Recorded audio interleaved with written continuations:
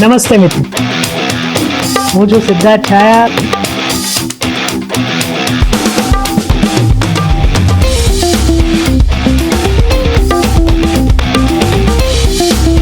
તો સ્વાગત છે તમારું સિટ ટોક્સમાં.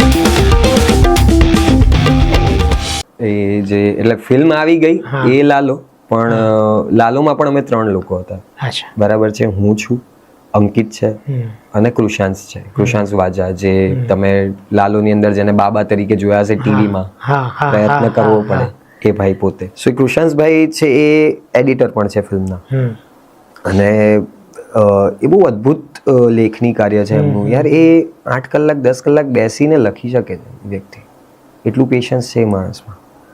હું અને અંકિત થોડા હાઈપર એક્ટિવ છીએ. Ankit is too much, it's very passionate guy, right?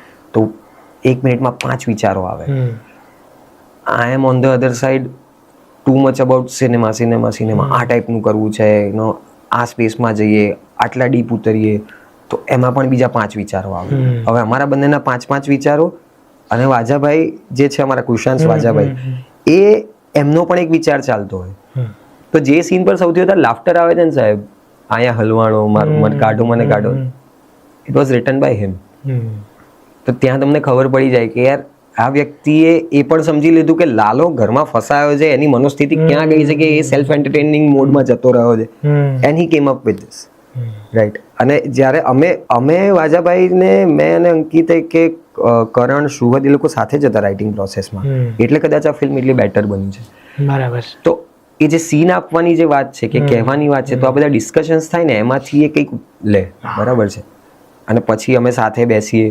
A time પર મારું મુંબઈ અમદાવાદ બહુ ચાલતું હતું, તો એ શેર કરે, લખીને વાંચીએ, બરાબર છે. પછી ફોન પર કોર્ડિનેટ કરીએ કે આનું આ કરી શકીએ છીએ, આનું પેલું કરી શકીએ છીએ. તો એવી રીતે આ સ્ક્રિપ્ટ લખાઈ છે, બધાના પેલાથી સહયોગ.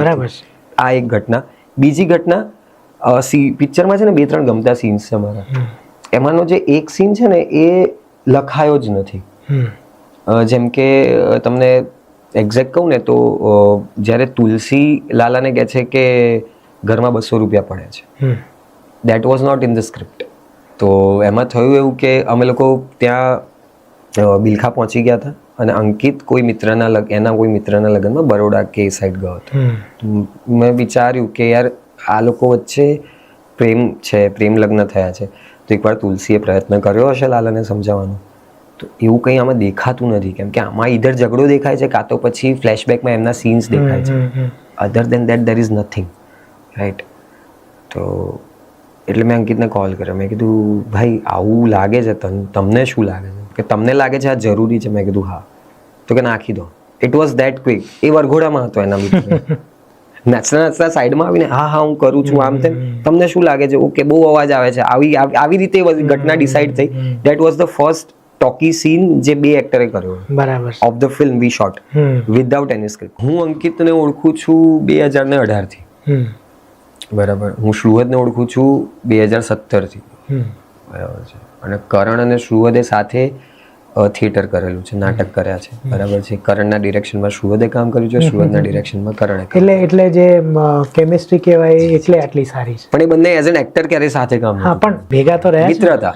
સો હવે અમે લોકો ત્યાં હતા, અને એના મનમાં કંઈક વાર્તા ચાલતી હતી. અને એ સમય કેવું હતું કે 2022-23માં છે ને, પોસ્ટ કોવિડ ટાઈમમાં છે ને, ઇન્ડસ્ટ્રી કે કોઈ પણ થિયેટરિકલ બોક્સ ઓફિસ એક્સેપ્ટ સાઉથની ફિલ્મો સિવાય આવ્યા નતા એટલા મોટા, બરાબર છે.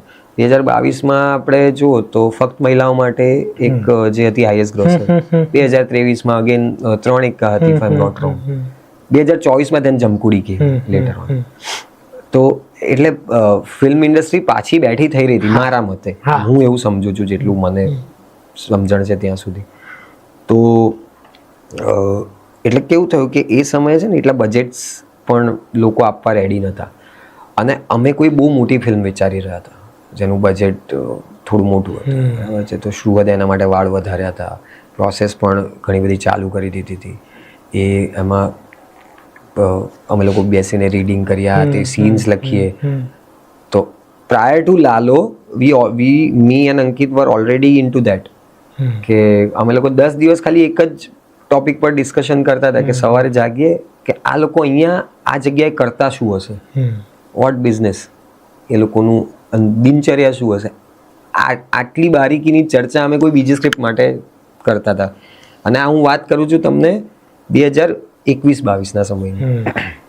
તો it took so many years કે એને કમ્પ્લીટ કરવામાં, બરાબર છે. પણ હવે એવડું મોટું budget with new actors, with new director કોઈ આપશે નહીં, ઓબ્વિયસલી નહીં આપે. કોઈ ગોડફાધર તો છે નહીં. તો દેન આપણે એવી રીતે ફોન, ત્યારે હું મુંબઈ હતો ત્યારે 1-2 ગુજરાતી ફિલ્મના ઘણા સારા કલાકાર છે, એમની સાથે મારી ચર્ચા પણ એ થઈ હતી. તો એમણે ઇન્સાઇટ આપી એવી કે હમણાં છે ને એટલા બજેટ્સ નથી આપી રહ્યું કોઈ, તો એક સ્મોલ ફિલ્મ પર ટ્રાય કરો ને, તમારા પાસે વાર્તા. એટલે મેં એક બીજી વાર્તા લખવાનું ચાલુ કર્યું મારી રીતે. અંકિત સાથે મારી વાત થઈ કે અત્યારે છે ને બજેટમાં આવું બધું છે, તો નાની ફિલ્મ આપણે બનાવીએ, કદાચ સેલ્ફ પ્રોડ્યુસ કરી બી શકીએ, હુ નોઝ, આપણે અહીંયા ત્યાંથી કંઈક પર જુગાડ કરીને. તો એવી રીતે એના માઇન્ડમાં કંઈક વાર્તા ચાલતી હતી કે ઓછામાં ઓછું શું થાય, નાનામાં નાનું શું થઈ શકે, એક લોકેશન, એક એક્ટર, એક કેમેરા, બરાબર છે, નોર્મલ લાઇટ્સ. અને મ્યુઝિકમાં બી અમે એવું વિચાર્યું હતું કે અંકિત એવું કીધું હતું કે મને તો કીબોર્ડ પર કોઈ બેકગ્રાઉન્ડ આપી દેશે ને તો બી રેકોર્ડ કરેલું ચાલશે એમ. પણ રિલીઝ કરવું હતું થિયેટર્સમાં? ના, ફિલ્મ બનાવી હતી, બસ ફિલ્મ જ બનાવી. એનું શું કરશું એ બી નથી ખબર, કેમ કે અમારું કામ તો દેખાડવું પડશે કે આ અમારો સીવી છે સર, આ અમારો એક્સપિરિયન્સ છે. So this was our show reel or CV, જે પણ કહીએ, લાલો. એન્ડ આ ફિલ્મનું સારું બનવું અમારા માટે કદાચ છે ને આર્યા પારની ઘટના. બીજી વાર આવડો સાહસ અમે ક્યારે કરી શકીશું એમને ખબર નહીં પોતાની રીતે. એટલે સેલ્ફ બિલીફ તો ખરો જ, એકબીજા ઉપરનો બિલીફ છે ને કદાચ સેલ્ફ બિલીફ થી પણ વધારે, કે નહીં જે તે ડિપાર્ટમેન્ટના લોકો છે ને તો એ પોતપોતાના ડિપાર્ટમેન્ટનું ઓનેસ્ટીથી સાચવી લેશે. બરાબર છે. આ પેલું છે ને કે શું કહેવાય, પહેલી વાર તમે કરતા હો ને તો તમે એવું વિચારો કે યાર આ પહેલી વાર આપણે જાતે કરી રહ્યા છીએ અને કદાચ આના પછી આપણને એવો ચાન્સ મળશે નહીં મળે. તો મેડનેસ જે હોય ને, એનું પેશન, જે ભૂખ હોય ને, એમાં તમને છે ને પેલી પેટની ભૂખ બી યાદ ન આવે. તમારી પાસે 5 રોટલી હોય ને ખાનારા 8 જણા હોય ને તો તમે એ 5 દુ 10 કરીને ગમે તેમ કરીને કરી લેશો મેનેજ. સો આ એ સિચ્યુએશનમાં બનેલી ઘટના, બરાબર. અને એટલા જ પેશનથી જ્યારે એણે વિચાર્યું અને અમે લોકો ફિલ્મ ફેસ્ટિવલમાં એક ફિલ્મ જોઈને, કેનેડી જોઈને અમે રિટર્ન આવતા હતા, if I am not wrong. અમે બેઠા હતા, હું, કરણ અને અંકિત. તો એમાં એવું હતું કે ટેક્સી ડ્રાઈવર બની છે હોલિવૂડમાં, તો અંકિત કહે છે કે આપણે ટ્રક ડ્રાઈવર બનાવીએ, આપણે રિક્ષા ડ્રાઈવર બનાવીએ. અને કરણ વોઝ ધેર, તો કે તને જ લઈને બનાવીએ એમ. તો પછી એમાંથી વિચાર્યું કે ચલો રિક્ષા ડ્રાઈવર છે, આવી રીતે એક ફાર્મમાં ફસાયો. પછી કરણ એવું કીધું કે એને ભગવદ્ ગીતા મળે તો કે યાર તો બી મજા આવે. પછી કે યાર રિક્ષા ડ્રાઈવર છે, કે બીજું વિચારે. તો અંકિત કે એને ત્યાં ભગવદ્ ગીતા મળે એને કરતાં કૃષ્ણ જ આવી જાય તો કે આ થોટ તો બહુ સારો છે. એટલે પછી રાતે આ વિચાર આવ્યો, ચર્ચા કરતા હતા, અને એટલે પછી એવું વિચાર્યું કે કદાચ આનો આ થોટ છે ને કાલ સવાર કન્ટિન્યુ રહે ને તો વિલ ગો વિથ ધીસ, બરાબર છે. અને ઓક્ટોબર 2023ની વાત છે. તો એ બીજા દિવસે સવારે અંકિત જાગ્યો ને પછી અમે લોકો જાગ્યા કે ના એમાં મજા આવે છે, આ જ કરીએ, આવું કરીએ, તેવું કરીએ. સો એવી રીતે અંકિત ત્યાંથી બેગ લઈ અને નીકળ્યો સીધો અમદાવાદ આવવા માટે. કરણ 1-2 દિવસ પછી પહોંચ્યો અમદાવાદ. હું ત્યારે મુંબઈ હતો, મારે શૂટ હતું એક, એટલે હું ત્યાં રોકાયો હતો. અને એ પછી દિવાળીનો ટાઈમ હતો એટલે ધનતેરસે હું પણ અમદાવાદ આવ્યો રાતે. સોરી, હા, ધનતેરસના બીજા દિવસે, નોટ રોંગ.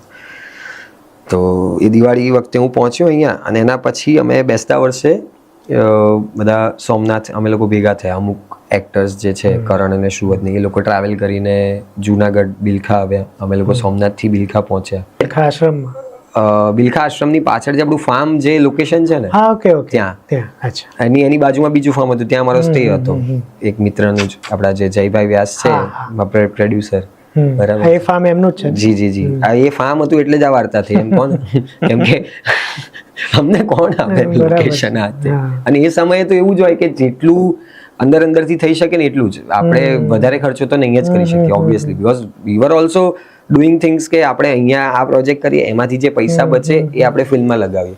આખી ફિલ્મ રેડી કરવા સુધીની ઘટના આ રહી છે. પછી એ વાર્તા તમે કીધું વાંજાભાઈ પણ એમાં હતા, એ ક્યારે જોડાયા? એ એકચ્યુઅલી આકાર કેવી રીતના આપણી ટીમમાં શરૂઆતથી જ હતા. ઓકે, તો આકાર કેવી રીતના? તમે કીધું થોટ હતો કે ભાઈ એક માણસ પુરાઈ જાય ને કૃષ્ણ ભગવાન આવે. પ્રશ્ન એટલે બિલખા છે એટલે જુનાગઢ કરવું પડ્યું? જો તમને મહેસાણા પાસે મળી ગયું હોત ફાર્મ હાઉસ તો તમે એ બેકગ્રાઉન્ડ લાવ્યું તો જુનાગઢ ક્યાંથી આવ્યું? સો જુનાગઢ છે ને એટલે અંકિત શુભમ આપણો જે ડીઓપી છે એ જુનાગઢથી છે. જયભાઈ જે છે એ એમના ફેમિલી જે છે એ બિલખા જુનાગઢ સાથે સંકળાયેલા છે. બરાબર છે. અજયભાઈ છે આપણા પ્રોડ્યુસર, એ તાલાળા ગીરના છે. બરાબર છે. મારું અવારનવાર સોમનાથ આવવા જવાનું થતું રહે કે વિસાવદર આવવાનું થતું રહે. બરાબર છે. સો એટલે એ જે ગીરની જે ભૂમિ છે ને એની સાથેનું ક્યાંકનું ક્યાંક બધાનું જોડાણ છે અને ઇમોશન્સ પણ એટલા બધા હેવી છે એની સાથે જોડાયેલા. હા, એટલે એમાં હતું એવું કે મેં આગળ કીધું એમ એક ફિલ્મ જોડે હું એસોસિએટેડ હતો, પણ ત્યારે એ ફિલ્મમાં સમહાવ કોઈક રીતે પ્રોડ્યુસર ચાલ્યા ગયા, એટલે ડેથ થઈ ગઈ હતી એમની. ને એ ડિરેક્ટરનો ફોન આવ્યો મારા પર કે સ્મિતભાઈ આવું આવું થયું છે, તો તમારા ધ્યાનમાં કોઈ પ્રોડ્યુસર હોય તો જોઈ જુઓ એમ. તો મેં પ્રોડ્યુસર લખ્યું મારા ફોનમાં, તો અજયભાઈનો નંબર સેવ હતો ને અમે લોકો જોડાયા હતા 2020-19માં એક આલ્બમ સોંગ માટે, કોઈ મ્યુઝિક લેબલ માટે હતું ને એમાં અંકિતભાઈની ટીમ આખી વિડીયો ડિરેક્ટ કરતા હતા. રાઈટ. ને મ્યુઝિક એમાં મારું હતું. તો એ રીતે અમે જોડાયા હતા અને અમે કામ કર્યું હતું આગળ. તો એ રીતે મારામાં નંબર સેવ હતો. તો પછી અજયભાઈને મેં ફોન કર્યો કે અજયભાઈ આવું આવું છે. ને અજયભાઈ કે છે અમે બી શોધીએ છીએ એમ કે. ને એટલે પછી એ રીતે વાત આગળ વધી કે તમે અંકિતભાઈ જોડે વાત કરો આમ તેમ. એટલે પછી અંકિતભાઈ જોડે વાત થઈ. મેં કીધું કે શું કરો છો એમ. તો એમ કે આવી રીતે એક ફિલ્મ છે કૃષ્ણ ભગવાન ઉપર છે ને આ રીતે. ને એટલે મને તરત ઇન્ક્લિનેશન વધી ગયું કે ને આ કંઈક સાઇન છે, કારણ કે એ જ મહિનામાં મારા વાઈફ લાલો લઈને આવ્યા. હા, એ તમે એક પોડકાસ્ટમાં વાત કરી. હા હા હા, યસ. તો એ ઇન્ક્લિનેશન હતું ને જે તે સમયે મતલબ એ સમયે લોકો પણ કૃષ્ણ ભગવાનનું જ સોંગ શૂટ કરી રહ્યા હતા. રાઈટ.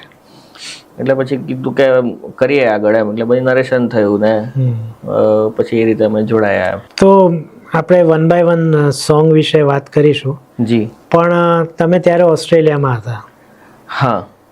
અને રેકોર્ડિંગ ઓબ્વિયસલી અહીંયા થયું હોય. હાજી.